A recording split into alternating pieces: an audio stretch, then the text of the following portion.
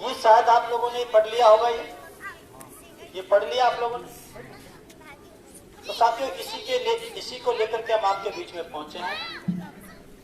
अगर मैं आप लोगों से एक सवाल, छोटी सी बात पूछूं कि अगर आप लोगों से मैं ये बोलूं, हम लोग ये बोले, शैलेंद्र भाई साहब बोले, चौधरी साहब बोले, हम बोले कि आप अगर एक दिन का समय अगर हमें दे दें, एक दिन का समय अगर आप हमें अपना दे दें, तो उसके बदले में हम आपको बहुजन समाज पार्टी की सरकार बना करके देंगे, तो आप हमें एक दिन का समय देंगे या नहीं देंगे? देंगे। आप में से तो कोई ये भी कहेगा यार अगर सरकार बनती है तो मैं तो एक हफ्ते का दे दूंगा। तो कोई कहेगा मुझसे यार एक महीने का समय ले जा। तो कोई भाजी बोलना मतलब आप, कोई ये कहेगा कि मैं तो पूरी जिंदगी लगा दूंगा इस मूवमेंट के लिए। इसलिए सम्मानित साथियों, हमने इस बात पर विचार किया, चिंतन मनन किया, सभी जाति धर्म बिरादरी के लोगों से हमने बातचीत करी। हमने ब्राह्मण समाज के, क्षत्रिय समाज के, वैश्य समाज के, ओबीसी समाज के, एससी समाज के, सभी जो इंटेलेक्चुअल होते हैं, सभी जो बुद्धिजीवी प्रोफेसर लोग होते हैं, जिनको थोड़ी बहुत चिंता होती है समाज के प्रति, उसको हमने देश के प्रति चेंज करके हमने उन लोगों से बातचीत करी। तो उन्होंने एक साथियों एक सुझाव हमारे बीच में रखा, तो लेकर हम आपके बीच में आए हैं। इस बात को बता के अपनी बात को समाप्त करूंगा। सम्मानित साथियों, उन्होंने कहा कि जब उनके हिसाब से लाल कृष्ण आडवाणी जी ने ये महसूस किया कि उनका समाज टूट रहा था, उनके बारे में उनका समाज टूट रहा था, तो उन्होंने अपने समाज को इकट्ठा करने के लिए रथ चलाया था। तो जी बाबू जानते ही आप लोग अपने समाज को, वो मोटिव उनका अलग बात है, लेकिन उनको लगा कि उनका समाज उनसे हट रहा है, तो उसके लिए उन्होंने रथ चलाया था। इसी प्रकार से आगे चलते हुए हमारे बीच में मान्यवर साहब कांसीराम जी आए, तो उनको देखा कि समाज में टूटन है, समाज में बिखराव है, तो उसको एक साथ जोड़ने के लिए उन्होंने भी रथ चलाया था, है ना बाबू? उन्होंने फोन को साइलेंट मोड पे लगा लो, 2 मिनट की बात है, तो उन्होंने भी रथ चलाया था। तो सम्मानित साथियों, इसी प्रकार से साउथ इंडिया के अंदर एक स्टेट है, वहां पर एक नौजवान साथी ने रथ चलाया था, तो वो वहां का सीएम बना हुआ है इस समय। तो हम लोगों ने बातचीत करी कि आज पूरा देश बिखर रहा है, सभी जाति धर्म बिरादरी के लोग परेशान हैं, अगर इनको जोड़ सकता है, तो उनसे बीच में बातचीत हुई कि हमको भी एक रथ यात्रा को करना चाहिए। इसलिए सम्मानित साथियों, ये हम लोग आपके बीच में लेकर के आए हैं। आपको ये बात बता करके अपनी बात को समाप्त करूंगा। सबसे ऊपर लिखा है सर्वजन हिताय सर्वजन सुखाय। सबसे ऊपर, इसका मतलब ये है, ये किसी जाति विशेष के लिए नहीं है। आदरणीय बहन जी ने कहा सर्वजन हिताय का मतलब ये है, जब कोई व्यक्ति सीएम की कुर्सी पे बैठ जाता है, पीएम की कुर्सी पे बैठ जाता है, तो उसकी ड्यूटी उन लोगों का विकास करने की भी बन जाती है जिन लोगों ने उसको वोट नहीं दिया हो। नहीं बाबू, अब सड़क बन रही है, तो सड़क तो सभी के लिए बननी चाहिए, स्कूल सबके लिए बनने चाहिए।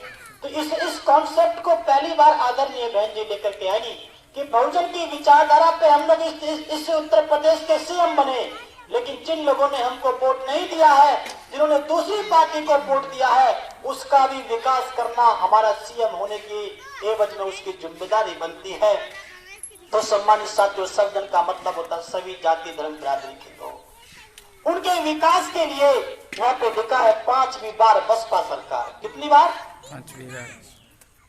साथियों, इस दुनिया का इतिहास रहा है, इस दुनिया के किसी भी देश में 5 बार ना तो कोई राष्ट्रपति बना, नियम ही नहीं है 2 से ज्यादा, और स्टेटों में तो बाबू ना कोई प्रधानमंत्री बना, और इस दुनिया के किसी भी देश के किसी भी राज्य में 5 बार ना कोई सीएम बना, ना कोई मुख्यमंत्री बना। अगर नहीं होगा, अगर आप लोगों के सहयोग से 5वीं बार बहन जी उत्तर प्रदेश की सीएम बन गई, तो पूरी दुनिया में इतिहास रचा जाएगा कि इससे पहले इस दुनिया में कभी नहीं हुआ था। तो कौन सी बुक होती है बाबूजी? ग्रीन बुक कौन सी बुक होती है? क्लीन बुक होती है, कौन सी बुक होती है वो? Guinness book. गिनीज बुक में नाम दर्ज हो जाएगा। जैसे बहन जी का नाम आयरन लेडी के रूप में दर्ज हो रखा है, अपने दम पे अपने मुकाम को हासिल करने वाली महिला के रूप में नाम दर्ज हो रखा है, तो 5वीं बार सीएम बहन जी बनती हैं तो ऐसा भी नाम उसी बुक में दर्ज होगा। सम्मानित साथियों, नीचे हमने लिखा है कांसीराम विचार यात्रा। कांसीराम विचार यात्रा, जब ऐसे बाबूजी लोगों के बीच में मान्यवर साहब कांसीराम जी आया करते थे तो ऐसे लोग कहा करते थे कि काश आज बाबा साहब होते तो ये हो जाता, वो हो जाता, ये हो जाता, वो हो जाता। नहीं ऐसा? तो साहब कांसीराम ने कहा कि भैया मैं तुमको बाबा साहब को तो वापस ला करके नहीं दे सकता, लेकिन उनकी विचारधारा को जरूर आपके बीच में ला करके लेकर के आऊंगा। सम्मानित साथियों, आपके बीच में बाबा साहब की विचारधारा को लेकर के आए और उसके दम पे आप लोगों ने इस देश के अंदर सरकार भी बनाई, एमपी एमएलए भी बनाए, विभिन्न स्टेटों में आपने खाते भी खोले। ठीक उसी प्रकार से आज मान्यवर साहब कांसीराम को लोग कहते हैं कि साहब कांसीराम होते तो ये हो जाता, वो हो जाता। तो हम लोगों ने मन बनाया बैठ करके कि हम कांसीराम साहब को तो जिंदा वापस ला करके नहीं दे सकते हैं, लेकिन उनकी विचारधारा को जरूर जिंदा कर सकते हैं। सम्मानित साहब, इसलिए ये मान्यवर साहब कांसीराम जी के जो बहुजन का कॉन्सेप्ट था, ये किसी वर्ग विशेष के लिए नहीं था। बहुजन का मतलब होता है रूल ऑफ मेजॉरिटी। बहुजन का जो बहुमत जो शब्द होता है, ऐसे उसी से बहुजन हुआ है, उसका मतलब होता है रूल ऑफ मेजॉरिटी। जिनकी संख्या ज्यादा होगी उनकी सरकार होनी चाहिए, जिनके एमएलए ज्यादा होंगे उनकी सरकार होनी चाहिए। उसके लिए जाति विशेष का कोई क्राइटेरिया नहीं रखा था मान्यवर साहब कांसीराम जी ने। सतीश चंद्र मिश्रा जी साहब कांसीराम के समय के प्रवेश किए हुए हैं। ऐसे तमाम हमारे ब्राह्मण समाज से, हमारे क्षत्रिय समाज से तमाम एमएलए भी मान्यवर साहब कांसीराम के समय में इसमें बने थे बहुजन समाज पार्टी में। इसलिए सम्मानित साथियों, मान्यवर साहब कांसीराम जी की विचारधारा को लेकर के साथियों हम लोग आपके पूरे देश में, उत्तर प्रदेश में घूमेंगे। ये उसके प्रोग्राम है। ये बता के साथियों 1 मिनट में अपनी बात को मैं आपके बीच में समाप्त करता हूँ। साथियों, हम लोग जैसे ये पीछे है, इस पे गाड़ी छपी हुई है, ये गाड़ी कैंसिल हो गई है क्योंकि पहले हम थोड़े गरीब थे और थोड़े अमीर हो गए हैं। जब हमने ये प्रोग्राम शुरू किया था तो उस समय हम गरीब थे, तो हमने सोचा सेकंड हैंड ये मेटाडोर सी ले लेंगे, क्या बोलते हैं इसको, महिंद्रा पिकअप, बोलेरो पिकअप, ये सेकंड हैंड ले लेंगे, उस पर पट्टा लगा के ऊपर खड़े हो जाएंगे। फिर हमने साथियों से बातचीत करी, उन्होंने कहा नहीं हम आपको नहीं दे देंगे, तो हमने उसका फोटो छाप दिया। साथियों, उसके बाद हम समाज के बीच में गए, साहब जैसे लोग के बीच में गए, उन्होंने कहा कि भैया कहाँ तुम कहाँ घूमो, ए बच्चे शांत रहो बेटे, ए लो बच्चे शांत रहो बेटे, चुप रहो। तो साथियों, हम लोगों ने उनसे बातचीत करी तो उन्होंने कहा कि हम तुमको वैनिटी वैन बना करके देंगे। वैनिटी वैन का मतलब होता है उसी के अंदर कमरा रहेगा, उसी में लैट्रिन बाथरूम किचन रहेंगे, उसी में सोफा कम बेड रहेगा, अंदर कर दो सोफा बन जाएगा, बाहर कर दो बेड बन जाएगा, उसी में ऊपर निकलने का जीना रहेगा, ऊपर चढ़ेंगे और उसके बाद लोगों को संबोधित करेंगे, फिर नीचे चले जाएंगे। कहीं पर अगर हमको सामान मिल जाता है खाने का तो खा लेंगे, वरना अपनी रसोई में खाना बना के हम आराम से खा सकते हैं। कहीं आप लोगों ने कोई दरी बिछा दी हमारे लिए ठहरने के लिए, तो उस पे सो जाएंगे। वे 1% नहीं बात बन पाती है तो हम 10-20 लोग अपनी बस में ही सो सकते हैं। ये साथियों, अब ये बड़ी बनेगी है बस जो होती है, जो उनके पास होती है, जैसे जिसमें अखिलेश भाई साहब चलते हैं, देखी होगी आपने। अखिलेश भाई साहब आजकल चल रहे हैं लाल सी बस में, ऊपर चढ़ जाते हैं, उसमें नीचे कमरा होता है। वो थोड़े बड़े आदमी तो 1 करोड़ की है, हम थोड़े उनसे छोटे आदमी है, तो हमारी 40-45 लाख की बस तैयार हो रही है। मैं आपसे पैसे की बात करने नहीं आया, मैं बताने आया हूं कि वो रथ बहुत ही आकर्षक होगा। जिस एरिया से निकलेगा लोग उसको देखने के लिए आएंगे। 24 घंटे हम लाइव रहेंगे अपने पेज पर, पूरे देश के लोगों को पता रहेगा कि हम लोग क्या कर रहे हैं। इसके साथ ये कार्यक्रम है, ये 1 मिनट में बता के अपनी बात को समाप्त करता हूँ। कुछ मत बिल्कुल। तो साथियों, नंबर 1 कार्यक्रम क्या रहेगा, हम 1 लाख झंडे कम से कम बहुजन समाज पार्टी के लोगों के घरों पे लगाएंगे। 1 लाख झंडे कम से कम, एक विधानसभा में 250 झंडे एवरेजन बनता है बाबूजी, तो 20 गांव को अटेंड करेंगे, जब सफर तय करेंगे तो 20 गांव में रुकेंगे। अब रुक करके एक गांव में 10 झंडे भी लगे कम से कम तो 200 झंडे हो गए। 50 पट भी जाते हैं कि भैया हमें भी देते, हम भी लगा लेंगे। तो 250 झंडे हम लगाएंगे। किसके? बहुजन समाज पार्टी के। चुप, बहुजन समाज पार्टी के हम तीनों भाई प्यार से बेटे चुप रहे। नंबर 2 साथियों, नुक्कड़। बाबूजी आप बैठ जाए, मैं अपना आप कर लूंगा, 1 मिनट की बात और बची है। नंबर 2, नुक्कड़ सभाएं। जब हम किसी एरिया में जाएंगे उसको देखने के लिए लोग आएंगे, हमारी टीम लगी होगी, हाँ साहब हमारी टीम लगी हुई होगी, और उसमें जाकर के हम लोग उसको, इन लोगों को इनवाइट करेंगे। हम ऊपर निकलेंगे, वहां पे 10-20 मिनट में हम वहां पे बहुजन समाज पार्टी की विचारधारा के बारे में बताएंगे, काम के बारे में बताएंगे कि सब समाज के लिए बहन जी ने क्या किया। ये नुक्कड़ सभा बन जाएगी। कैडर कैंप करेंगे रात को, उसी गाड़ी के ऊपर प्रोजेक्टर लग जाएगा, उसमें हम विजुअल तरीके से बताएंगे कि बहन जी ने सब समाज के लिए क्या क्या किया। ये साथियों कैडर कैंप। वॉल पेंटिंग, एक गाड़ी में स्कॉर्पियो में हमारे 4 पेंटर रहेंगे, पीछे उनका सामान रहेगा, उसमें पेंटर रहेंगे। जैसे ही हम उतरेंगे फटाक से एकदम चारों पेंटर चारों तरफ फैल जाएंगे और 5 मिनट में पूरी दीवारों को नीला करके आ जाएंगे। और सम्मानित साथियों, इस प्रकार से हम लोग संगठनों से भी बातचीत करेंगे।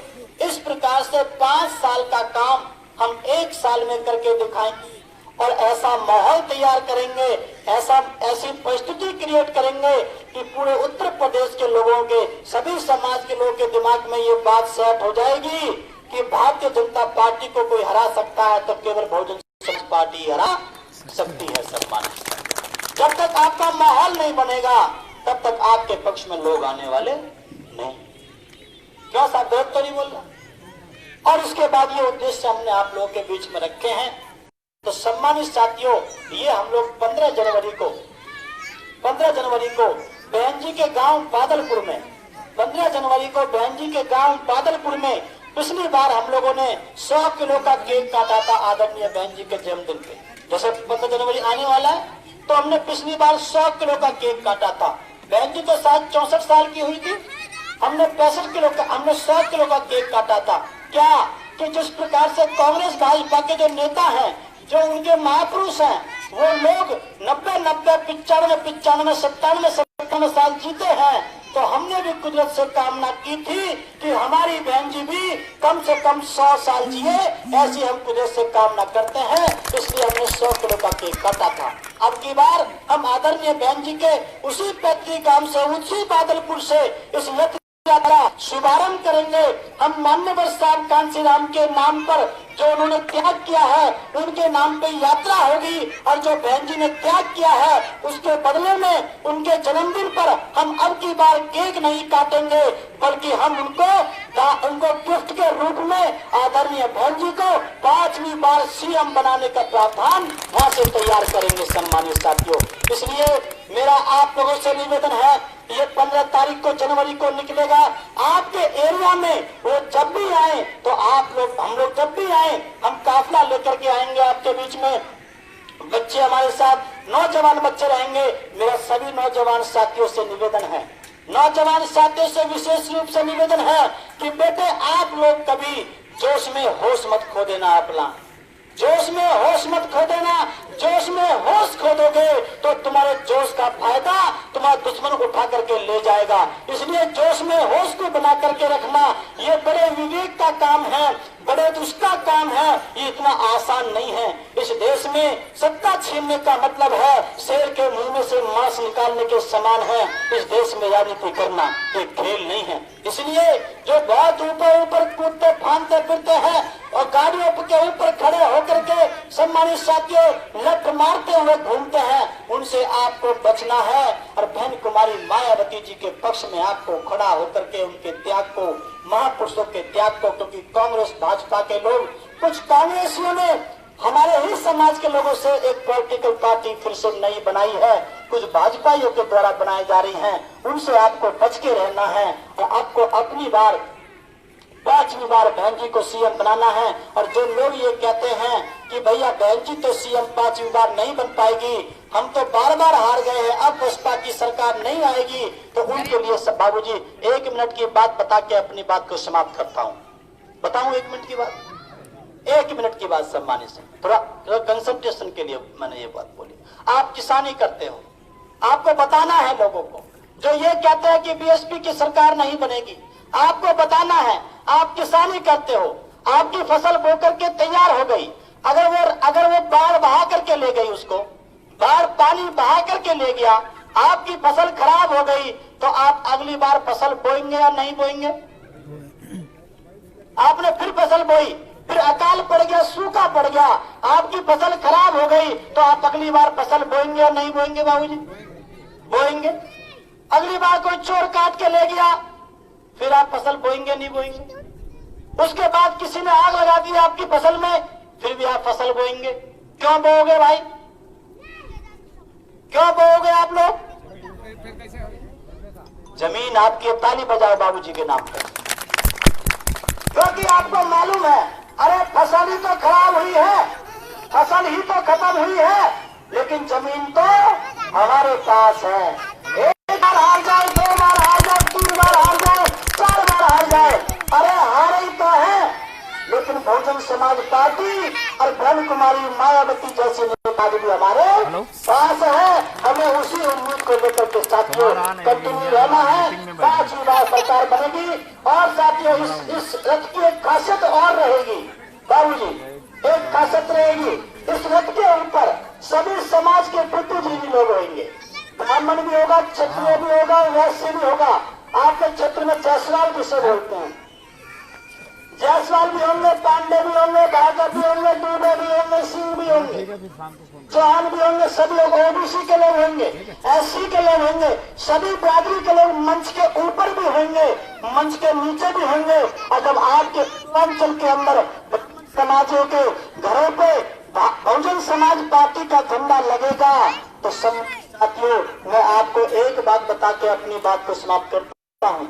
मैं उपचुनाव में मध्य प्रदेश में बाबूजी गया था, वहाँ पे एक लड़का निकल के आया, उसने कहा हमें इस आदमी की बात ठीक लग रही है। हमने कहा भाई हमने क्या ठीक बोल दिया? उसने कहा भाई साहब हम ब्राह्मण समाज से ताल्लुकात रखते हैं, ये बात आपकी ठीक है कि देश में कोई भी सुरक्षित नहीं है। तो उसने बताया हम ब्राह्मण समाज से ताल्लुकात रखते हैं, उत्तर प्रदेश के हम रहने वाले हैं। तो उसने हमको बताया कि हमने बड़ा कूद करके भाजपा की सरकार बनाई थी, और जिस सरकार के अंदर ब्राह्मण ही सुरक्षित ना हो उस सरकार में कोई दूसरा सुरक्षित नहीं रह सकता है। उसने कहा हम आपके साथ देने के लिए तैयार है। वो प्रोफेसर है मेडिकल कॉलेज, साहब जी LLR मेडिकल कॉलेज मेरठ में वो प्रोफेसर है। उन्होंने कहा हम देश को बचाने के लिए आपके साथ हैं। इसलिए सम्मानित साथियों पूरे देश के सभी लोग आपके साथ आ रहे हैं, क्षत्रिय भी आ रहे हैं, क्षत्रिय लोग भी रहेंगे, उनके घरों पे झंडे भी लगेंगे, सभी समाज के घर पे झंडे लगेंगे, मुस्लिम भाइयों घर पे झंडे लगेंगे, तब जाके भाईचारा बनेगा और आपका सारा दुख दर्द समाप्त होगा।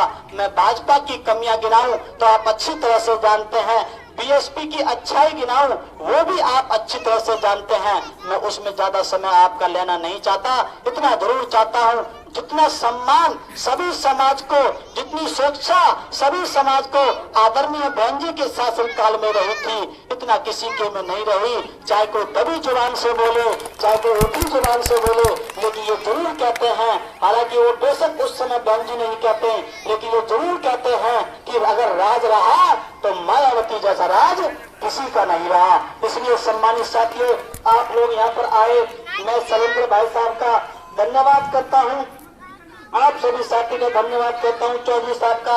आपको अगर लगता है कि ये बात जायज है साथियों, हम 403 विधानसभाओं में 403 दिन रहेंगे, एक विधानसभा में 1 दिन हम लोग बिताएंगे, और साथियों उसके बाद जैसे हमारी यात्रा समाप्त होगी तो आचार संहिता लग जाएगी। आप इस बात को समझ सकते हो, जब आचार संहिता लग जाएगी तो कोई भी अपना प्रोग्राम लॉन्च नहीं कर पाएगा, और जब तक हम फील्ड में रहेंगे तब तक हम किसी को जमीन पर टिकने नहीं देंगे। सम्मानित साथियों हम माहौल तैयार करेंगे।